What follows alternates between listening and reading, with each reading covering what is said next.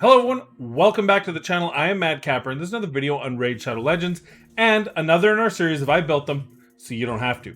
Today is yet another of my I can't believe I made this bet on Twitch, but once again I have agreed that the next shard that I pull, I'm going to build that champion. So without further ado, coming off of the two-time Void depression that is my two-time Void shard pulls, let's build Seducer. Seducer is a rare Void Affinity defense-based champion of Undead Horde. Here he is in all his glory. For those of you who have been around, you know that he's also the meme Seducer.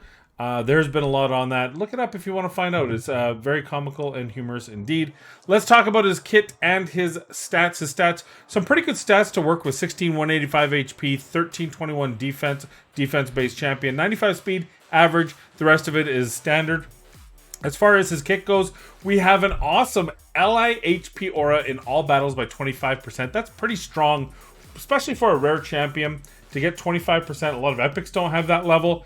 And the fact that it's in all battles makes it generally useful everywhere, and a Void champion indeed, which makes him useful everywhere.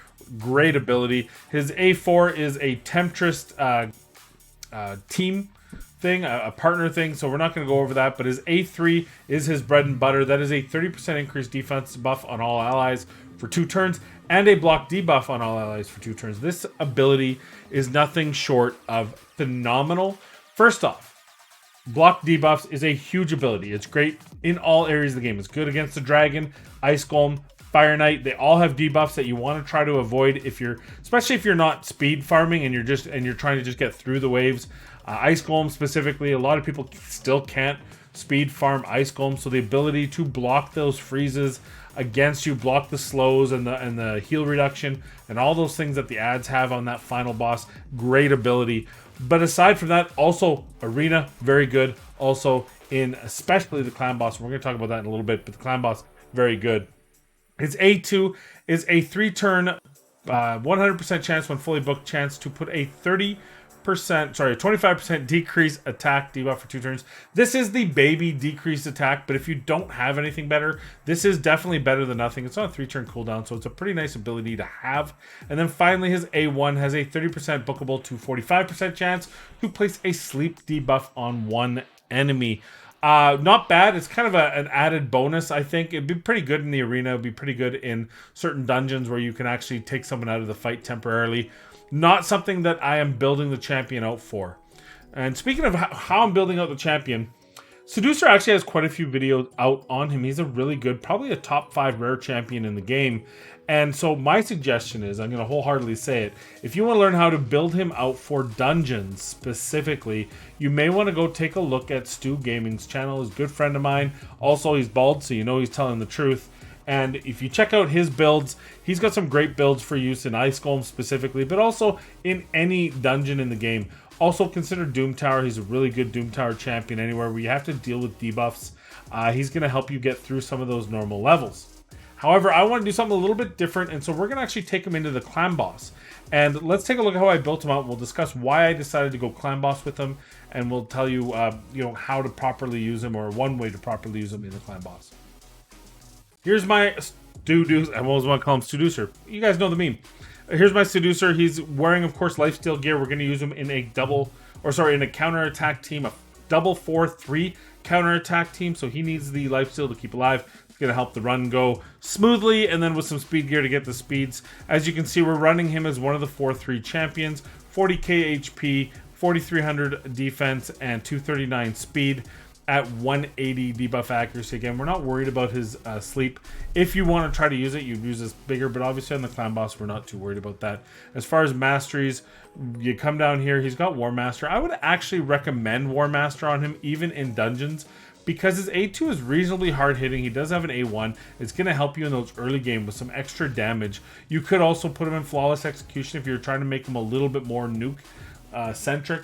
His A2 does hit reasonably hard, so it's not outside the realm of expectation. I think most people would probably settle into a defense support type thing for him outside the clan boss, but as we're using him in the clan boss, this is how we're going. Now keep in mind, I messed up the first time, so I reset, and I messed up again. And I don't want to spend the extra 150 gems just to get rid of this. He shouldn't have, because you'll never get stunned. So I should have put that here. I didn't. My apologies. But in the normal stream of things, you could even argue Bulwark wouldn't be bad. Although this is just going to be the first enemy hit, so each round. So it's not really going to help for the clan boss other than that very first hit. But if you're using them in dungeons, that Selfless Defender is not a bad ability for him. HP champions, I prefer to have Selfless Defender, but he can make it work. So thoughts there, but definitely not this one because he's actually blocking those stuns. Now, let's take him to the clan boss. I'll show you the 4-3 team we're using, and we'll talk about, after that, we'll talk about kind of my caution. Just be caution in using him. There's certain areas where he is, while on paper looks really good, in actuality is actually detrimental for you. So we'll talk about that after the clan boss. So here's our clan boss team. As you can see, we're using our Jareg as our lead. So Jareg's coming in with the decrease attack and the ally protect. That's really important. He's going to actually steal the ally protect from our Skull Crusher because Skull Crusher's weak affinity. He's already got to tank the stun. So we've brought our Jareg in at 245. It's a 4-turn cooldown, so this brings it to a 3-turn cooldown. Also gives us an extra attack from Jareg, which helps improve getting that attack down. You can see 66k HP, 245 speed, and 2500 defense at 249 accuracy. Also, 100% crit rate. We could have gone even higher on the HP, but we went with crit rate gloves on him just to eke out some extra damage from him. Next up on the list, we've got Fane. Fane's going to be our decreased defense and weakened champion. She's also going to put poisons up, along with a backup decreased attack. I've always said Jareg's one problem is that it's only at 50% on a single hit on his A1. And although on average you'd think it should always be up because on a counterattack team, he's getting additional attacks. The problem with this is because he's 4-3, he actually only gets one counterattack. So it's always nice to have this decreased attack with the poisons, of course.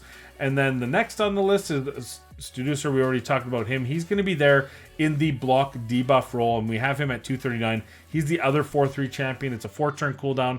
This is going to effectively make it a 3-turn, which means it's going to be affinity friendly, and you can see we're up against that Spirit clan boss, so very specifically for this clan boss. But any clan boss, you don't always want those debuffs, even if it's the accuracy. That accuracy debuff can wreak havoc on teams that are just progressing into Nightmare, and of course, you know, the decreased attack is just going to lower the overall damage your team does. So being able to block all three of these affinities is always a nice thing.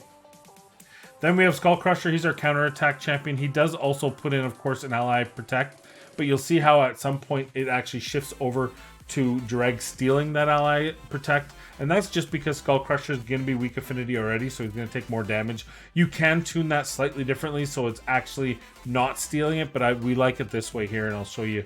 It allows you to be a pretty comfortable 2-key run here. And then finally, Cult Brawler. We're bringing him in as our additional damage dealer because we're using Fane.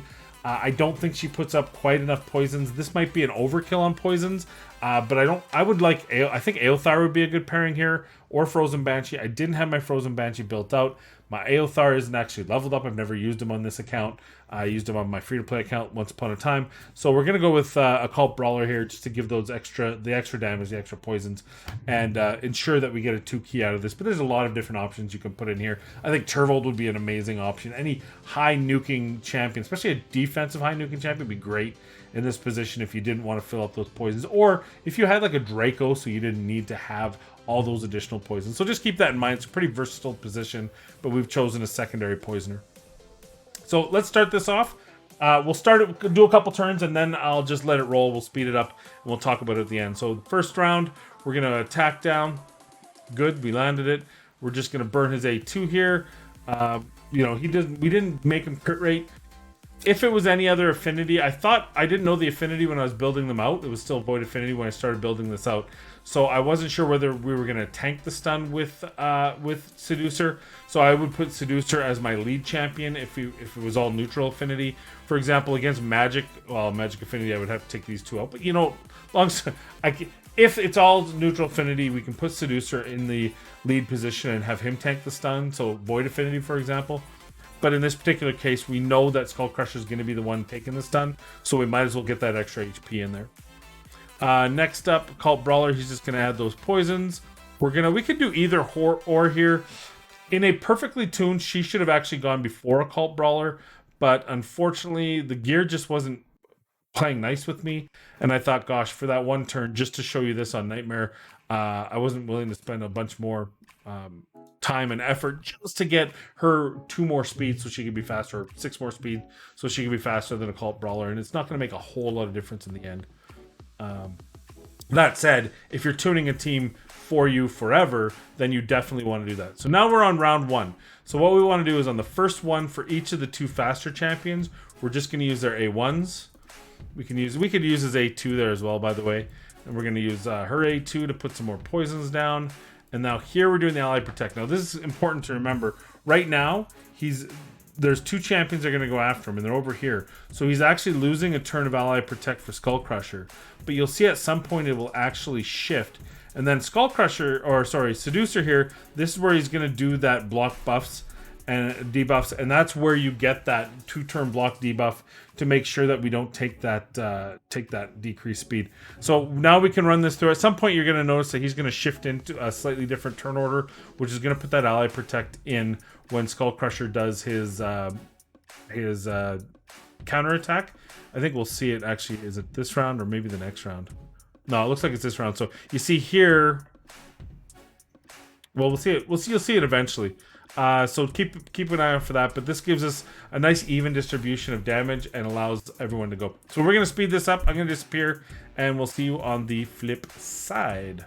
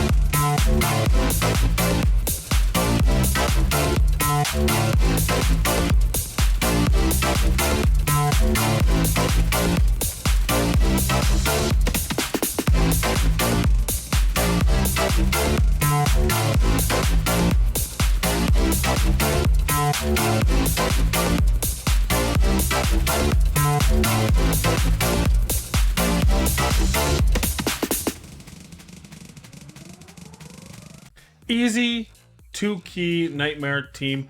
And I think a lot of you are probably going, well, yeah, but everything's Ultra Nightmare. Everything's 1 key. Everything's unkillable. But the fact of the matter is probably most accounts in this game live in this world.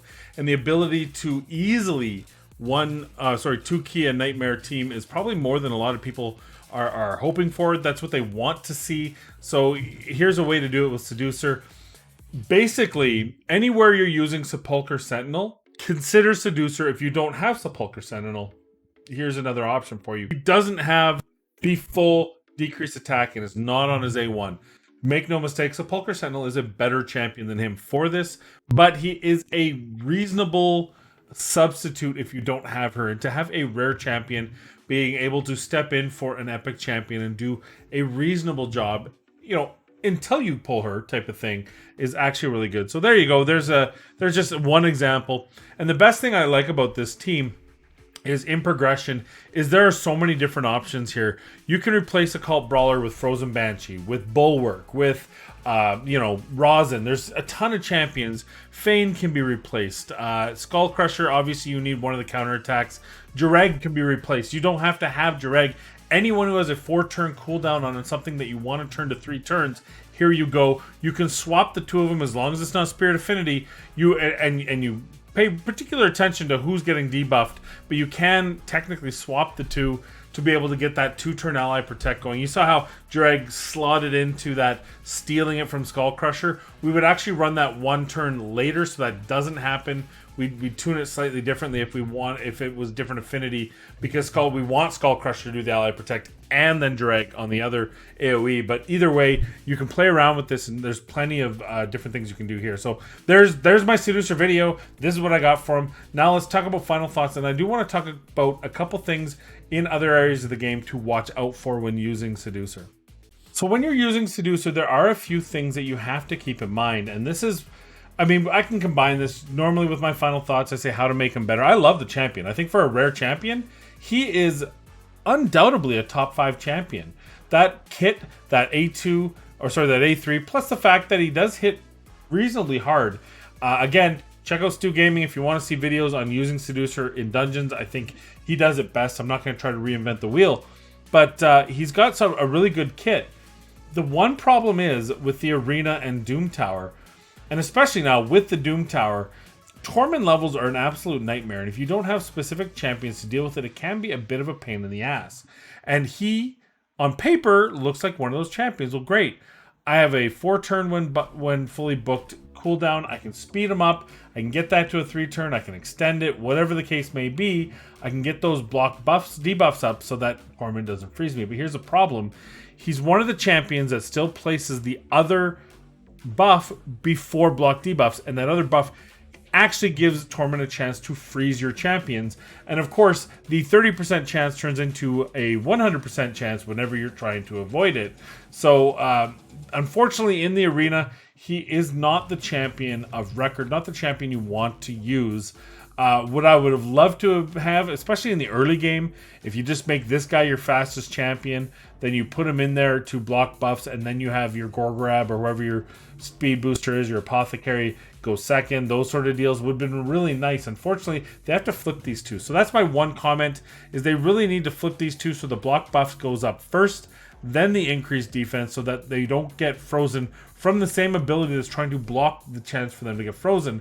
And if it was just the arena, he's a rare champion, I wouldn't worry about it.